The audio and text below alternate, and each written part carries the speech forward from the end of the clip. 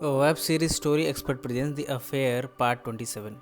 कहानी के पहले हिस्से में एलिसन की कहानी बयां होगी। जोनी को पाने के लिए वो कुछ भी कर सकती है। नोआ से भी अब वो कोई वास्ता नहीं रखना चाहती। दुनिया की नज़रों में नोआ एक अपराधी है। ऐसे में उसके साथ एलिसन का नाम जुड़ा होना ये उसके केस को वीक कर देगा। मगर फिर भी आज जब वो साइकिल से रोड पर चल रही थी तभी उसे नोआ दिखा। एलिसन ने उसे देखने के बावजूद उससे बात करना उचित नहीं समझा, पर नोआ अब तक कार से उतरकर उसकी तरफ बढ़ा और वो उसी की तरफ चला आ रहा था। नोआ ने आकर उससे बात करनी शुरू की। उसने कहा, विश्वास नहीं होता कि हम फिर मिल रहे हैं। एलिसन ने पूछा, तुम यहाँ क्या कर रहे हो? तुम यहाँ से चले जाओ, अगर कोल ने देख लिया तो मुसीबत हो जाएगी। नोआ ने कहा, 4 दिन पहले मुझ पर चाकू से वार हुआ है। एलिसन ने कहा, मैं जानती हूँ, पर मैं कुछ नहीं कर सकती। हमारा एक साथ दिखना ठीक नहीं है। मैं जोनी को हमेशा के लिए खो दूंगी। पर नोआ उससे मिलने की जिद करने लगा। इस तरह आज शाम को मिलने का फैसला हुआ है। एलिसन ने इसके लिए हाँ कर दिया क्योंकि उसे नोआ से डिवोर्स पेपर्स पे साइन चाहिए। शाम को नोआ एलिसन के निवास स्थान पर आया। उसने बताया कि उस पर चाकू से हमला हुआ था। एलिसन ने इसका अफसोस भी जताया, पर इसके बाद वो बोल पड़ी, जोनी के वकील ने मुझे बताया है कि अगर मैंने तुम्हारे साथ कोई भी रिश्ता रखा तो जोनी मुझे नहीं मिल पाएगी। मैं सिर्फ हफ्ते में एक बार ही उससे मिल पाऊंगी। एलिसन के इन बातों के बीच ही नोआ सो गया। आज रात को नोआ यहीं रुक गया। एलिसन ने कहा, तुम्हें सुबह ही उठकर जाना होगा, मैं कोई मुसीबत नहीं चाहती। इस पर नोआ का जवाब था, मैं समझ गया, पर एक बात बताओ, मुझे इतने समय के बाद देखकर तुम्हें कुछ तो अच्छा लगा होगा। एलिसन ने इस सवाल का कोई जवाब नहीं दिया और गुड नाइट कहकर सोने चली गई। सुबह उठकर नोआ एलिसन के लिए अंडे बना रहा था, पर एलिसन तो उसके लिए डिवोर्स पेपर्स लाई है। उसे नोआ से साइन चाहिए। नोआ ने इन पेपर्स को देखकर कहा, तुमने तो मेरे ऊपर बम ही फोड़ डाला। मुझे नहीं लगता कि हमें अलग होना चाहिए। इन्हीं सब बातों के बीच एलिसन ने खिड़की से देखा कि कोल आया है। मजबूरन एलिसन ने नोआ को छिपा दिया। नोआ तो कोल का सामना करने को तैयार है, पर एलिसन की जिद पर उसे छिपना ही पड़ा। कोल आया और उसने कहा, देखो, मैं तो चाहता हूँ कि सबका जीवन सामान्य हो जाए, सबको बराबर की कस्टडी मिल जाए, और तुम अपने रास्ते और मैं लुइजा के साथ अपने रास्ते। पर तुम हमेशा कुछ गड़बड़ करने में लगी रहती हो। एलिसन ने कहा, तुम मुझे जॉइंट कस्टडी दिलाने में मदद कर सकती हो। अगली सुनवाई में तुम कह सकते हो कि तुम्हें मुझ पर भरोसा है और तुम्हें लगता है कि मैं जज्बाती तौर पर ठीक हूँ और जोनी की देखभाल कर सकती हूँ। कोल ने इसका कोई जवाब नहीं दिया। एलिसन ने गुस्सा दिखाया और कहा, आने के लिए शुक्रिया। कोल ने कहा, मैं बस वही करने की कोशिश कर रहा हूँ जो सबके लिए ठीक रहेगा। देखो, अब हम बच्चे नहीं रहे। एलिसन उसकी ये सब बातें नहीं सुनना चाहती। जाते हुए कोल ने कहा, कल तुम अगर चाहो तो लॉबस्टर रोल पर आकर जोनी को लेने आ सकती हो। स्कूल से मैं उसे वहीं ले आऊँगा। उसकी भी अजीब उलझन है। एक तरफ लुइजा उससे लड़ती है तो दूसरी तरफ एलिसन की तरफ उसे लगता है कि उसकी कुछ इंसानियत के नाते जिम्मेदारी बनती है। कोल के जाते ही एलिसन ने नोआ से कहा, तुम इन कागजात पर साइन करो और यहाँ से जा सकते हो। नोआ ने कहा, ठीक है, अगर तुम यही चाहती हो तो मैं इन कागजात पर साइन करने को तैयार हूँ, पर एक दिन के लिए मेरे साथ घूमने चलो। एलिसन ने कहा, एक दिन में क्या हो जाएगा, मैं अपना फैसला बदल नहीं दूंगी। नोआ ने थोड़ा फ्लर्टिंग अंदाज में कहा, हाँ मैं जानता हूँ, पर एक दिन तो है हमारे पास, फिर तुम जहाँ कहोगी मैं वहाँ साइन कर दूंगा। इसके बाद दोनों समंदर के बीच जहाज़ के अंदर अपना आखिरी दिन साथ में बिता रहे हैं। यहाँ नोआ ने पूछा, तुमने मेरे ख़तों का कोई जवाब नहीं दिया। एलिसन ने कहा, जब मैं वहाँ थी तब मुझे एक भी ख़त नहीं मिला। उसके बाद मैं चली गई थी एक संस्था में जहाँ मुझे मेरे हेल्थ को लेकर देखभाल किया गया। ये ब्लॉक आइलैंड है जहाँ अभी दोनों हैं। नोआ ने उसे चिढ़ाते हुए पूछा, तो तुम्हें उस संस्था में कैसा लगा? एलिसन ने कहा, वैसा ही जैसा तुम्हें जेल के अंदर लगा। काफ़ी दिनों के बाद एलिसन से मिलकर नोआ कुछ ज़्यादा ही खुश है। वो इस एक दिन को भी पूरी तरह जी लेना चाहता है। इन्होंने टाइटैनिक पोज में इस जगह की हवाओं को एंजॉय किया। यहाँ नोआ ने एक गाना भी गाया जिसके बोल थे, हमेशा खुशी का एहसास और कहाँ सिर्फ यहाँ। बाद में दोनों बीच पर बैठे थे। नोआ ने उसके बारे में और भी जानना चाहा। एलिसन ने कहा, मुझे सिर्फ जोनी चाहिए। कोल जो भी कर सकता है वो कर रहा है। इस पर नोआ का जवाब था, एलिसन, कोल हमेशा तुम्हें एक मुसीबत की तरह ही देखेगा। तुम जो चाहे कर लो, और अगर तुम ये सोचती हो कि वो जोनी को तुम्हारे हवाले कर देगा तो तुम गलत हो। तुम अनजान बनने की कोशिश कर रही हो। एलिसन को भी समझ नहीं आ रहा कि क्या होने वाला है। इसके बाद दोनों रास्ते से गुजर रहे थे। इन्हें एक घर दिखा जिसमें पूल है। नोआ उस पूल के अंदर चला गया। एलिसन को आने के लिए ज़िद करने लगा। अब तक उसे देखकर एलिसन के भी चेहरे पर मुस्कान आ गई थी। थोड़ी देर बाद वो भी पूल के अंदर गई नहाने। यहाँ किसी और की ड्रिंक रखी थी। इन दोनों ने उसे पी भी ली। नोआ ने कहा, तुम चाहो तो मैं हमेशा के लिए तुम्हारे पास आ सकता हूँ, पर एलिसन ऐसा नहीं चाहती। नोआ ने आगे भी कहा, मैं जेल से 3 साल बाद बाहर निकला हूँ। जैसा मैं पहले था अब वैसा नहीं रहा।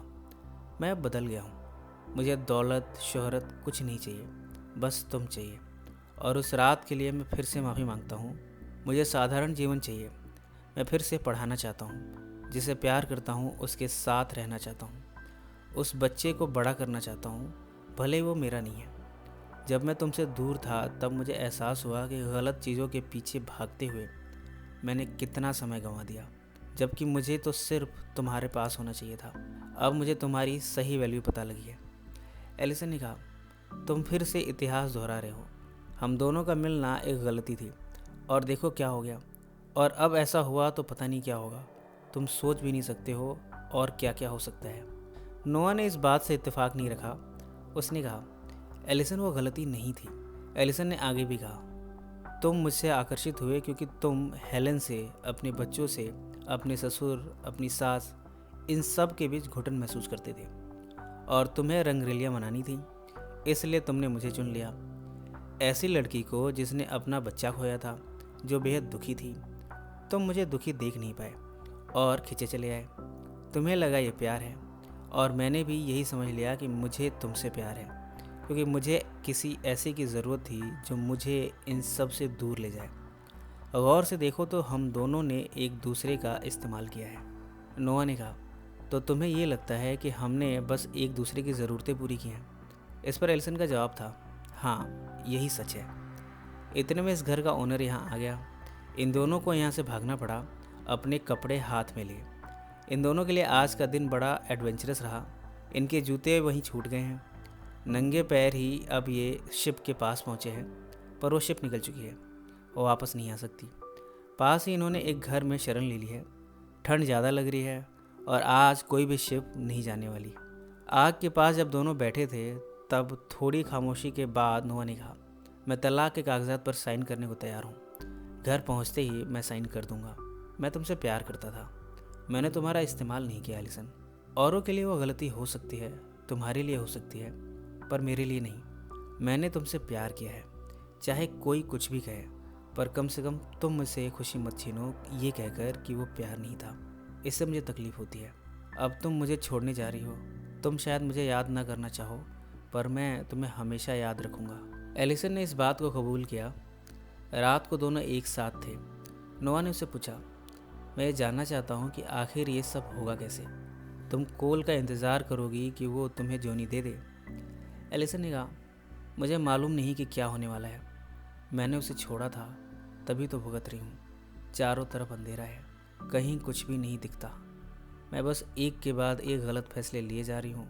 मैं शायद ऐसी ही हूँ, खुद से मजाक किए जा रही हूँ। पता नहीं मैं अच्छी माँ बन भी पाऊँगी या नहीं। नोआ ने कहा, मेरी माँ मुझे ज़्यादा कुछ मदद नहीं कर पाई।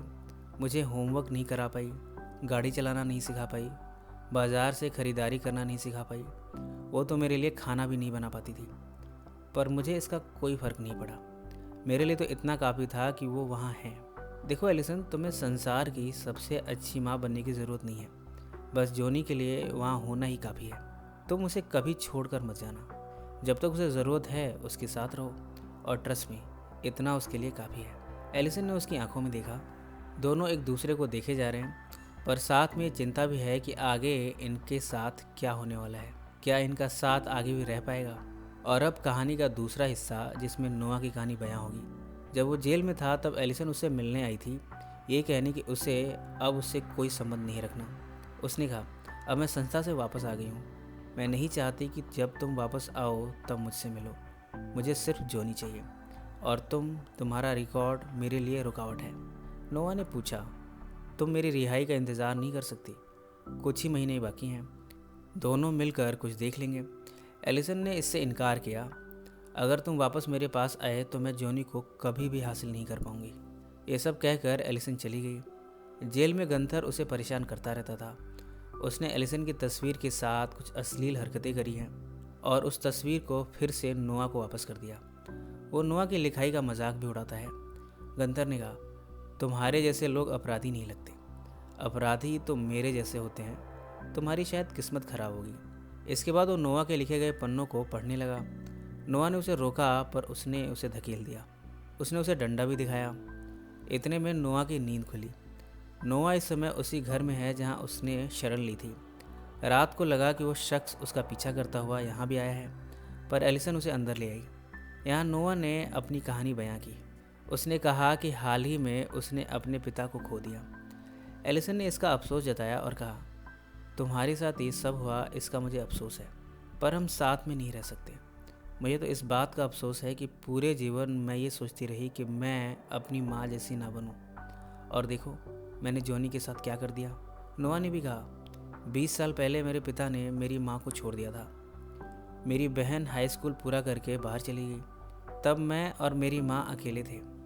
मुझे याद है जब मुझे विलियम्स में दाखिला मिला, और वो भी स्कॉलरशिप के साथ। मेरे जीवन का सबसे बुरा दिन था क्योंकि मैं नहीं जा सकता था।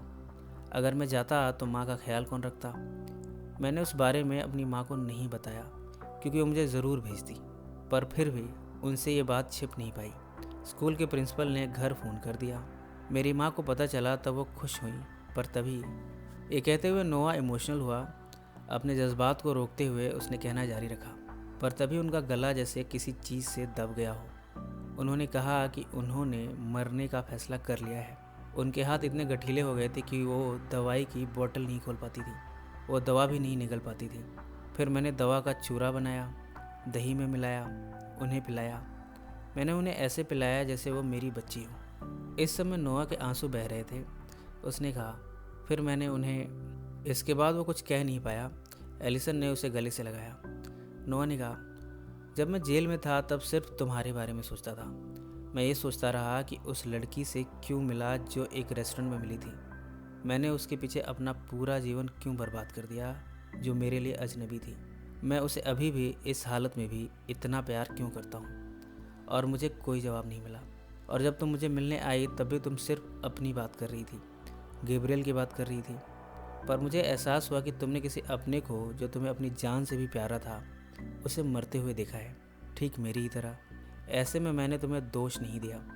मैं तुम्हारी भावनाएं समझ पाया। अब तक एलिसन भी बहुत भावुक हो चुकी थी। उन दोनों ने एक दूसरे का गम बांटा, एक दूसरे को बाहों में लिया। यहाँ दोनों हम बिस्तर भी हुए। इसके बाद जब नोआ सोया तब उसे जेल की फिर से पुरानी इमेज दिखी, जिसमें गंथर उसके साथ बदतमीजी कर रहा है और नोआ उससे लड़ रहा है। जेल के स्टाफ ने आकर नोआ को ही लातों और घूंसों से मारा। जेल में मिली उसे तकलीफ़ें परेशान कर जाती हैं। वो ठीक से सो नहीं पाता। इसके बाद नोआ ने डिवोर्स के कागजात पर साइन कर दिए हैं। बाहर तक दोनों साथ में आए हैं। एलिसन ने नोआ का माथा चूमा और कहा, मैं पहले जाती हूँ, तुम अपना ख्याल रखना, अब पता नहीं कब मुलाकात होगी। नोआ ने उसे जाते हुए देखा। वो उसे रोकना चाह रहा था पर उसकी हर कोशिश नाकाम हो गई। नम आंखों के साथ वो अपनी कार में बैठा, जिसे वो किसी दोस्त से उधार लाया है। उसने कार से देखा कि एलिसन जॉनी से मिल रही है। कोल घर के अंदर से उसे लाया है। एलिसन जॉनी के साथ बहुत खुश है। नोआ कार में बैठा ये सोच रहा है कि अगर उसने कुछ गलतियां ना करी होती तो एलिसन की इस खुशी में वो भी हिस्सेदार हो सकता था। अब वो यहाँ से जा रहा है हमेशा के लिए। शायद अब वो एलिसन से कभी ना मिले। इतने में उसने देखा कि डिवोर्स का एक पेपर तो रह ही गया। इतने में पीछे से किसी ने उसकी गाड़ी पर जोर से टक्कर मारी। ये गंथर है। नोआ समझ गया कि उस पर फिर से हमला होने वाला है। उसने कार की स्पीड तेज़ की। गंथर ने उसका पीछा किया। तेज़ स्पीड में नोआ ने गाड़ी का एक्सीडेंट कर दिया है। वो कार से बाहर निकला पर यहाँ कोई भी नहीं है। इसी नोट पर कहानी का ये हिस्सा यहीं समाप्त हो जाता है। अब ये गंथर की क्या कहानी है और वो क्यों नोआ के पीछे पड़ा है, ये हमें आगे के पार्ट में पता चलेगा। इसके आगे की कहानी हम अगले पार्ट में पब्लिश करेंगे। सो फ्रेंड्स, फिर मिलेंगे ज़िंदगी के किसी नए मोड़ पर।